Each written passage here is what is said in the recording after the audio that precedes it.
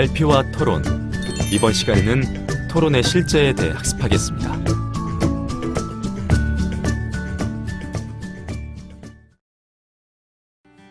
여러분은 사형제도를 폐지해야 한다는 논제에 대해 어떻게 생각하시나요? 찬성하는 사람도 있고 반대하는 사람도 있을 텐데요. 이와 같은 찬반 양론이 가능한 논제에 대해 입론 에세이를 작성해 보는 건 어떨까요? 여러분이 사형제도 폐지에 대해 찬성한다면 찬성 입장에서 입론 에세이를 작성하고 사형제도 폐지에 반대한다면 반대 입장에서 입론 에세이를 작성해 보세요.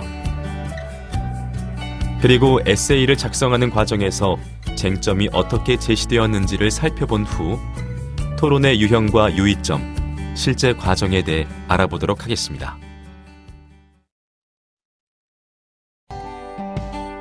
여러분 안녕하세요. 여러분과 함께 발표와 토론을 학습할 김주리입니다. 이번 시간의 학습 내용은 토론의 유형, 토론의 유의점, 그리고 토론의 실제 과정입니다.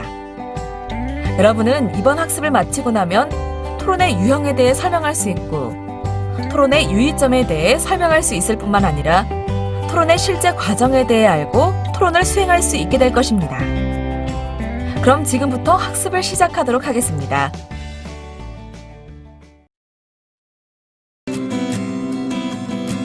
토론의 유형.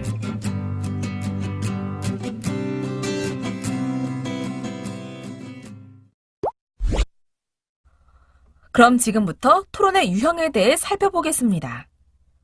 토론은 그것이 지향하는 목적에 따라 사회 토론과 교육 토론으로 나눌 수 있는데요. 먼저 사회 토론은 토론의 영향이 사회적으로 파급되는 효과가 있을 때 행하는 것으로 특별 토론, 공식 토론, 비공식 토론, 의회 토론이 이에 속합니다. 각 유형에 대해 자세히 살펴보면 특별 토론은 특별한 정황에서 특별한 규칙에 따라 실시되는 공식 토론으로서 1960년 이후 미국 대통령 선거 때 유세의 일환으로 실시된 텔레비전 토론이 특별 토론에 해당합니다.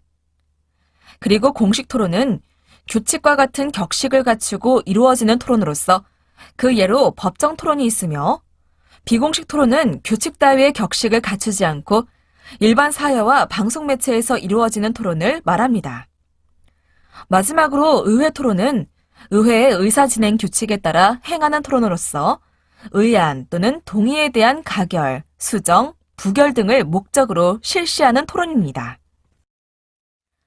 다음으로 교육 토론은 토론의 영향이 교육적인 효과로 국한해 이루어지는 것으로 일반적으로 세다식 토론이나 칼 포퍼식 토론 등의 엄격한 형식을 나타내고 있죠.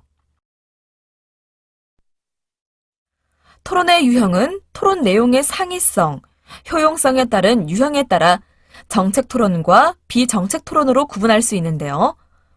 정책 토론은 특정한 제도나 정책에 대한 문제 인식과 해결 방안의 차이를 논하는 사회 토론의 하나라고 볼 수 있으며 비정책 토론, 즉 가치 토론은 가치관과 사고방식의 차이를 논하는 토론입니다. 정책 토론의 논제에는 정책을 집행할 수 있는 방안이 반드시 내재해야 하는 데 비해 비정책 토론의 논제는 대개 특정 가치를 지향하거나 특정 가치가 다른 가치보다 낫다는 것을 주장하거나 특정 가치를 거부하는 형태로 진행됩니다. 즉, 정책 토론과 비정책 토론의 결정적인 차이는 해결 방안의 존재 유무라고 할 수 있죠.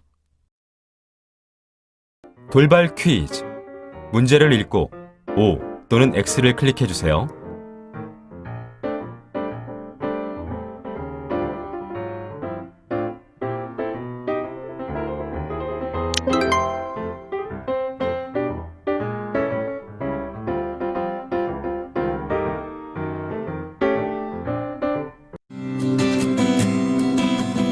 토론의 유의점.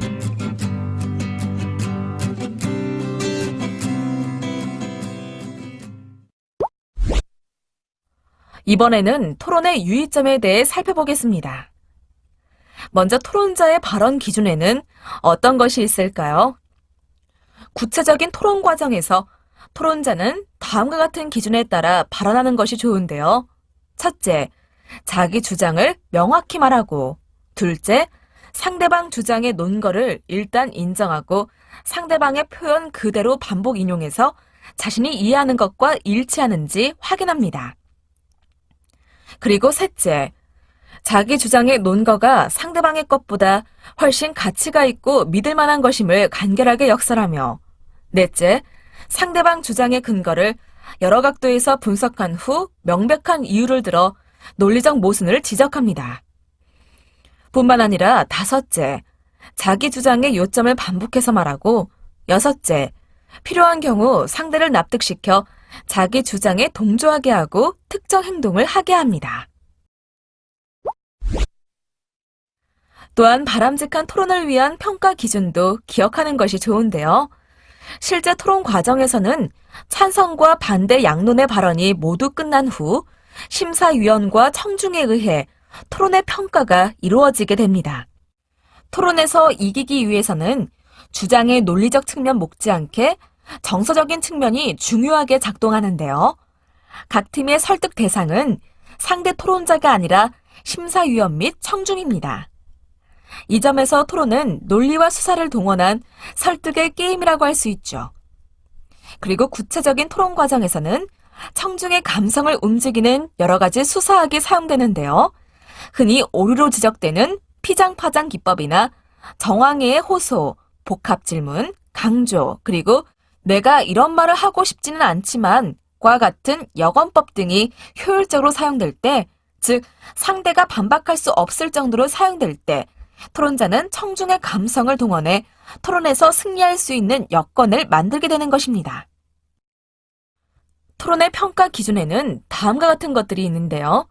논증력과 분석력, 구체적인 토론 내용, 반박의 설득력, 조직적인 구성, 스타일 및 수사법의 올바른 사용, 팀워크, 보충 질의의 효율성 등이 기준이 됩니다. 그럼 토론 평가의 예시도 살펴볼까요? 토론 평가는 찬성 측과 반대 측의 토론 순서와 토론자의 발언에 따라 평가 항목을 점검하고 이에 대해 점수를 산정하고 비판하게 되는데요. 첫 번째 순서인 찬성 측의 입론에 대해서는 개념 정의가 충분한가, 핵심 쟁점이 잘 정리되었는가, 예시 등을 활용하여 논제에 대한 호기심을 불러일으켰는가, 발언 태도가 적절한가와 같은 항목을 평가하고, 두 번째 순서인 반대 측의 교차 조사에 대해서는 찬성 측 입론자의 개념 정의를 효과적으로 공박했는가, 찬성 측 입론자의 자료의 신빙성을 공박했는가, 찬성 측 입론자의 논리적 허점을 지적했는가와 같은 항목을 평가합니다. 또한 세 번째 순서인 반대 측 입론에 대해서는 찬성 측과 다른 자신들의 쟁점을 효과적으로 제시했는가, 발언 태도가 적절한가, 찬성 측과 다른 대안적 의견을 제시하고 있는가, 자신들의 주장이 가진 이점을 잘 표현했는가와 같은 항목을 평가하며, 네 번째 순서인 찬성 측의 교차 조사에서는 반대 측 입론자의 개념 정의나 쟁점에서 논리적 오류를 잘 지적했는가, 반대 측 입론자의 대안을 효과적으로 공박했는가, 반대 측 입론자의 자료의 신빙성을 공박했는가에 대한 항목을 평가합니다.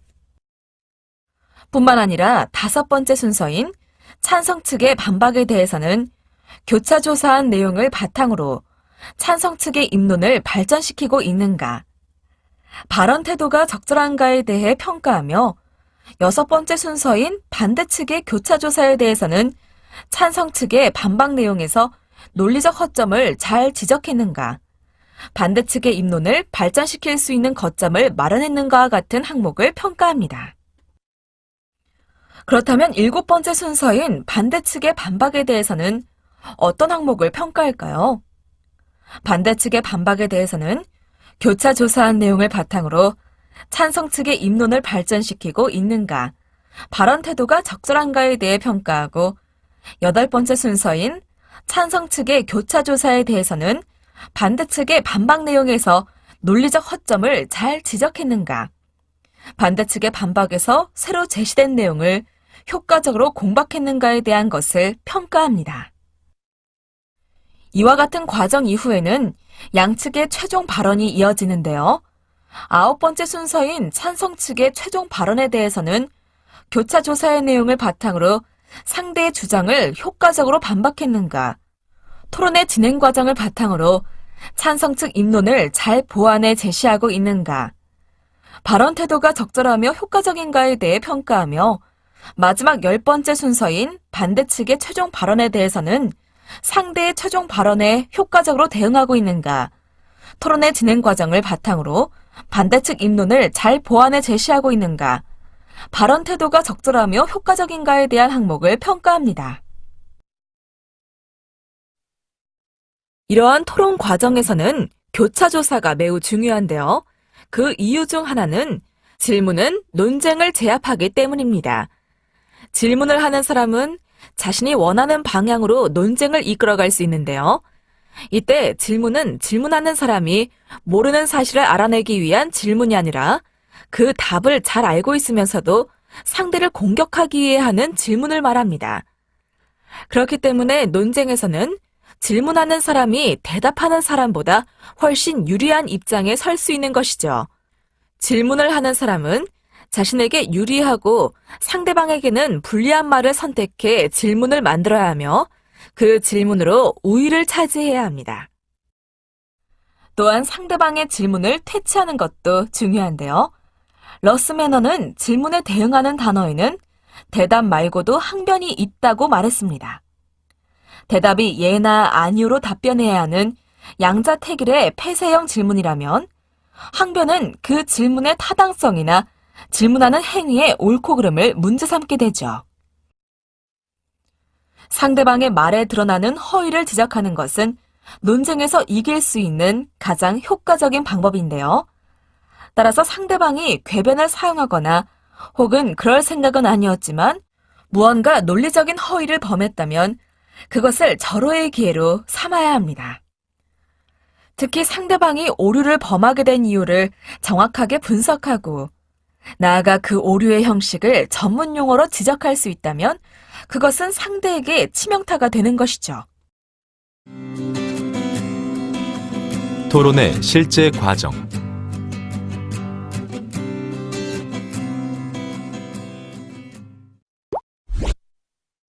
자, 그럼 토론의 실제 과정을 살펴볼까요? 1919년에 있었던 포드 자동차 사건을 예시로 하여 과정에 대해 살펴보도록 하죠. 포드 자동차 사건은 1919년 당시 엄청난 이익을 내고 있던 포드 자동차의 지배주주인 헨리 포드가 주주들에 대한 배당금 지급 계약을 폐기한 데서 출발했습니다. 다치 형제는 포드 자동차의 주주들이었는데 회사의 결정에 대해 이의를 제기하면서 법정에 소송을 냈는데요. 헨리 포드의 배당금 지급 중지 결정은 다음과 같은 이유에서 행해졌습니다. 포드는 회사의 사업이 너무나 잘 되었기 때문에 주주들은 돈을 벌 만큼 벌었으니 이제는 사회를 위해 뭔가 좋은 일을 해야겠다는 생각이었는데요. 즉, 배당금을 지급하지 않고 이익을 사내에 유보함으로써 회사의 수익 규모가 크지 않아도 되도록 하고 자동차의 판매가를 낮춰 보다 많은 사람들이 자동차를 구입할 수 있게 하는 동시에 보다 많은 직원을 고용하고 좋은 보수를 주자는 생각이었던 것입니다. 이러한 포드의 생각에 대해 미시간주의 대법원에서는 배당금 지급을 하도록 해야 하는 것인지에 대해 고민하였습니다. 먼저 토론을 위해 문제를 분석해야 하는데요. 가장 먼저 토론 주제에 대한 문제를 확인합니다.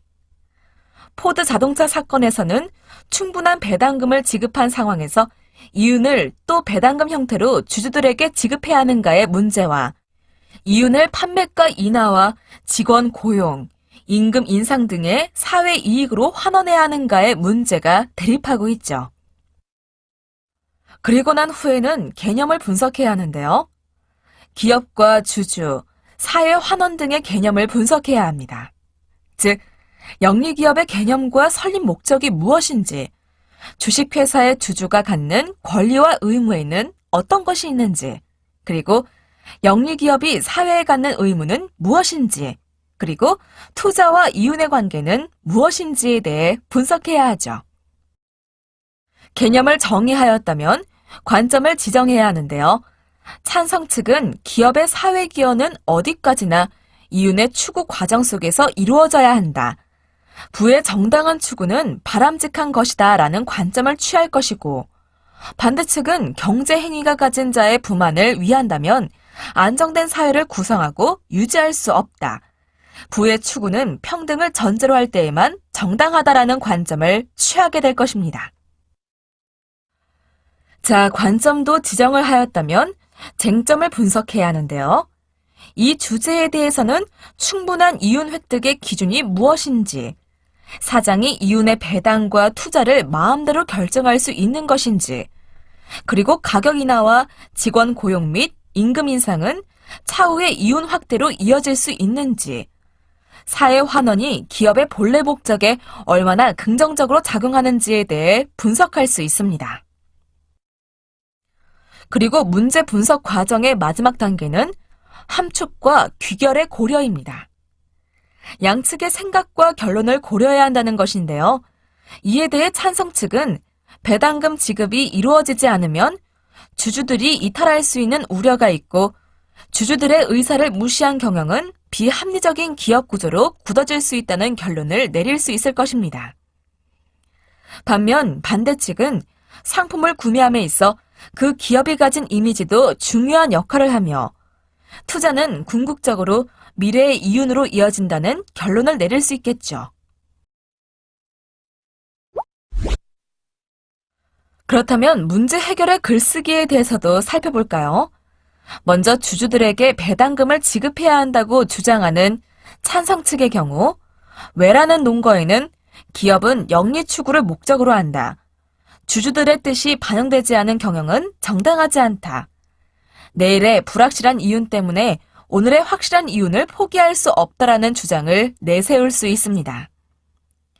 그리고 어떻게라는 논거에는 주주회의를 소집해서 주주들의 의견을 수렴한다. 배당과 투자의 분기에 대한 분명한 기준을 마련한다라는 주장을 내세울 수 있죠. 이윤을 판매가 인하와 고용 확대, 임금 인상 등으로 사회에 환원해야 한다고 주장하는 반대 측의 입장은 어떨까요? 반대 측의 경우 왜라는 논거에는 기업의 이윤은 구성원 전체에게 돌아가야 한다. 투자는 미래의 생산과 이윤을 높이는 필수 과정이다. 사회의 이익과 기업의 이익이 불일치한다면 올바른 기업의 이윤 축으로 볼 수 없다라고 주장할 수 있습니다. 또한 어떻게라는 논거에는 주주회의를 통해 투자와 사회 환원의 중요성과 성과를 알리고 의견 수렴 과정을 거친다. 이윤 투자의 투명성을 감시하고 부문별 투자율을 결정하고 실행하는 기구를 마련한다. 수익률에 따른 투자와 배당의 분기점을 분명히 한다와 같이 주장할 수 있죠. 그럼 토론 과정에서 중요한 부분만 다시 한번 살펴볼까요? 첫째, 토론의 실제 과정은 찬성 측과 반대 측 입론 에세이 작성에서부터 시작됩니다. 그리고 둘째, 이러한 입론 에세이를 작성할 때에는 자료 조사를 통해 충분한 개념 정의를 수행해야 하는데요. 개념 정의는 토론자 각자를 위한 것인 동시에 청중의 논제에 대한 이해도 제고를 위한 것이므로 명확하게 개념을 정의해야 합니다. 그리고 셋째, 쟁점 작성 과정에서는 왜와 어떻게라는 조건을 중시해야 하는데요. 왜 이러한 주장을 하는가와 어떻게 이 주장을 실현할 것인가가 입론의 근거가 되기 때문입니다. 넷째, 왜라는 논거에는 각각 도덕적 정당성과 사회적 이익 또는 부작용에 해당되며, 다섯째, 어떻게라는 논거에는 각각 실험 방안과 보완 또는 대체 방안이 해당됩니다. 그리고 마지막으로 여섯째, 논제를 분석할 때에는 논리적 사고의 요소를 고려하여 단계별로 자료를 대응시키는 것이 좋습니다. 돌발 퀴즈. 문제를 읽고 O 또는 X를 클릭해 주세요.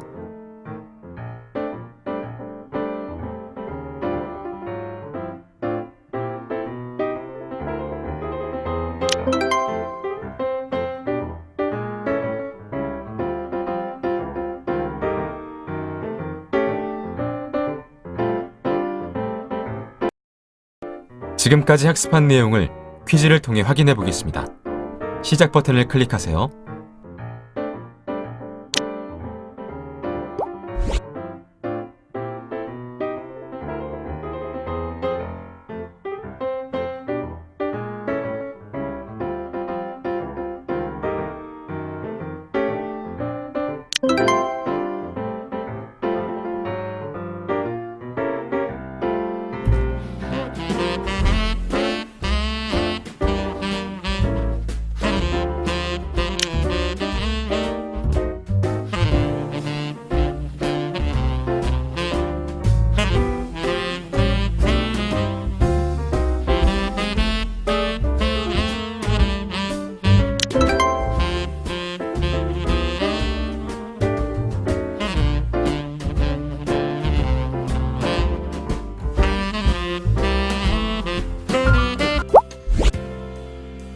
지금까지 학습한 내용을 정리해 보겠습니다.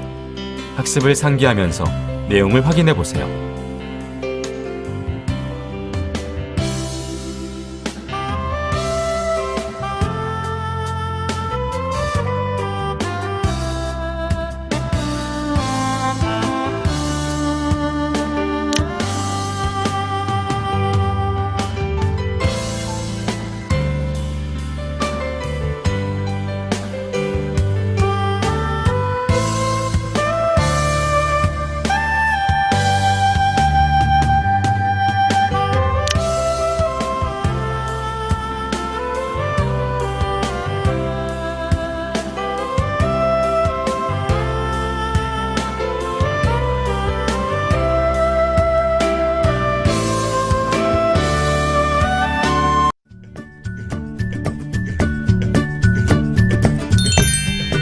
수고하셨습니다.